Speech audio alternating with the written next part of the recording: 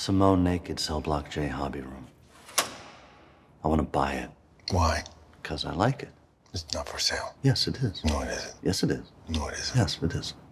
All artists sell all their work. It's what makes you an artist.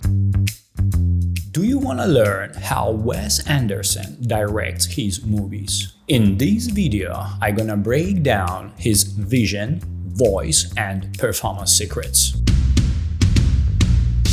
His meticulously designed masterpieces invite viewers to the director's world of perfection. No doubt, Wes Anderson is one of the greatest filmmakers of our time.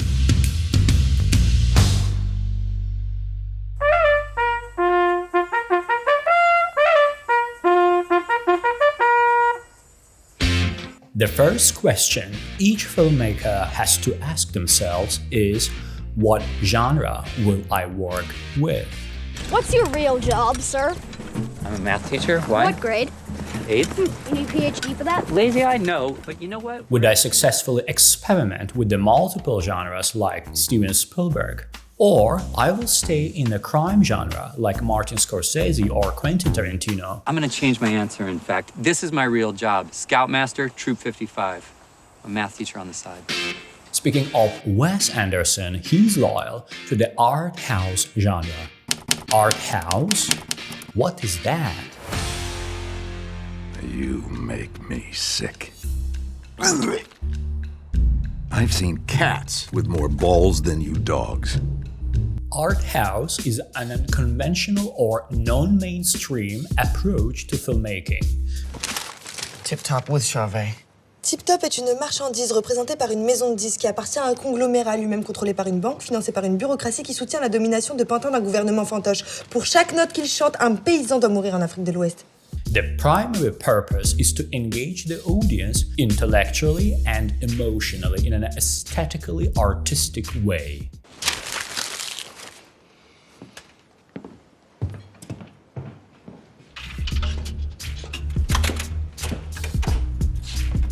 The vast majority may find the genre quite tedious, but for aspiring filmmakers, it's the paradise of creative freedom.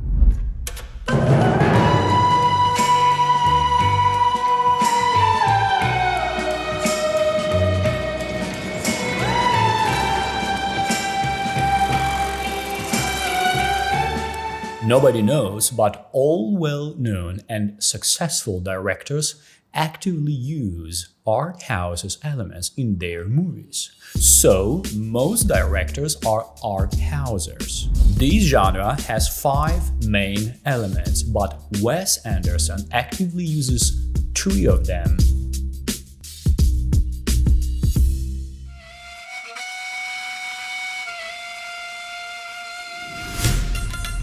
First is experimental storytelling. This element utilizes non-linear narration and symbolic imagery. Second is aesthetic focus. This one is strongly emphasized visual style and artistic composition. And the final one is character-driven narration. Remember, I'm always with you. I love you. I love you. Instead of plot or story-driven narration, Wes Anderson often prioritizes complex characters' tales. What? I don't love you. Already? For instance, emotions, thoughts, relationships, and personal journeys. How can you be sure so quick? I'm sure. Ouch. As we see Wes Anderson in the genre, but how he creates those visual masterpieces. Dans ta camisole te force à revenir dans ta cellule et t'enfermer nouveau. La libertà non ti spaventa, però stai attenta a quello che fai. The storytelling process in cinema consists of 2 significant parts: verbal and non-verbal storytelling techniques. May I invite you to dine with me tonight? And it will be my pleasure, and indeed my privilege, to tell you my story, such as it is. Verbal storytelling includes dialogues, music, sound design, and voiceover, where non-verbal storytelling or visuals include cinematography, lighting, colors, and editing. While verbal narration is the core philosophy of some iconic directors, Wes Anderson mainly outlines his philosophy visually. But it doesn't mean verbal narration is outside of his course. Even the opposite, inter-characters dialogues, satire, and psychology are the charismatic components of his movies. Wait a second. Before we attack each other and tear ourselves to shreds like a pack of maniacs, let's just open the sack first and see what's actually in it. It might not even be worth the trouble. What do you think? A rancid apple core, 2 worm-eaten banana peels, a moldy rice cake, a dried-up pickle, tin of sardine bones, a pile of broken eggshells, an old smushed-up rotten gizzard with maggots all over it. Okay, it's worth it. Anderson's dialogue reflects two key components of his films: charm and quirkiness. How'd you learn to do it, by the way? Paint this kind of picture. Also, who'd you murder, and how crazy are you, really? I need background information so that we can do a book about you. While some may bet his movies are just pieces of visual aesthetics, indeed, the narrative content is even more charismatic. And here is why. Remember, in those days, as you know, it was much more socially acceptable for a painter or a sculptor to hit another fellow with a chair or even a brick or... Most of Anderson's characters are eccentric and idiosyncratic, with unique speech patterns and behaviors. What kind of bird are you?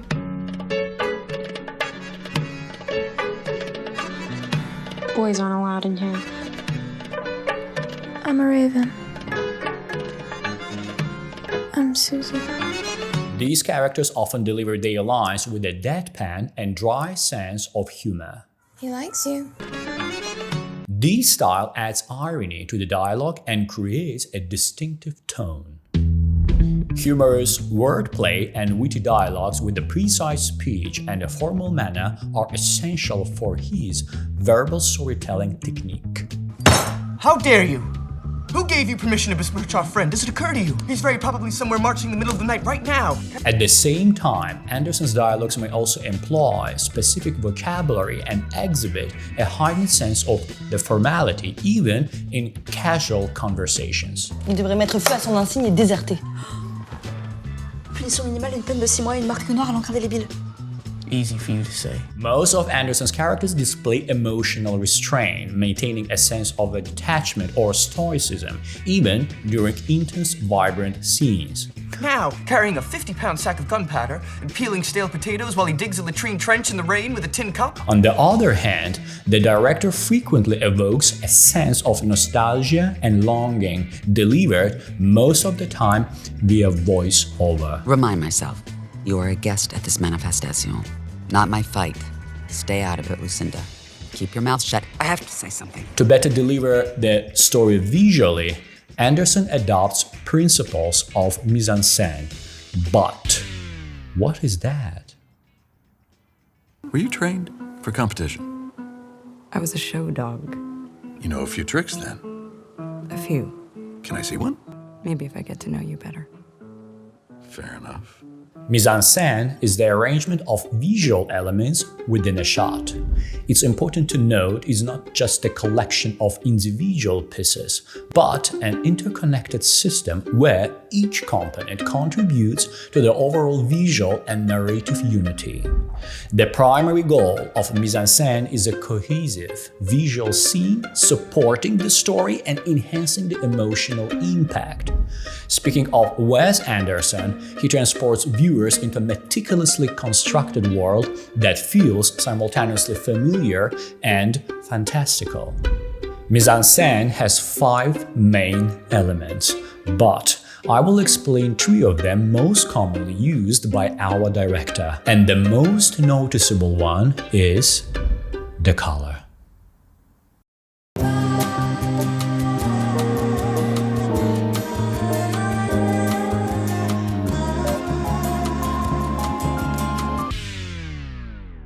Nobody in the industry applies the colors the same way as Wes Anderson.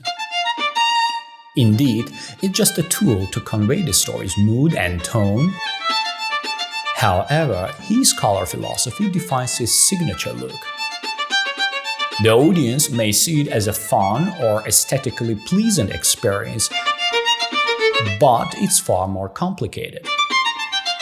In Anderson's films, each color in the shot is perfectly designed and composed like the greatest painters did in the past. Anderson's color philosophy, purpose, is to create every shot is a piece of art, where the director expresses his mindset, taste, and dreams. Costumes, makeup, and even lighting are orchestrated around Anderson's color palette. But, speaking shortly, he works within the philosophy of color complementarity. Quite often, he desaturates colors and works with film noir. So, each shot is a piece of art. As with any art, it needs composition.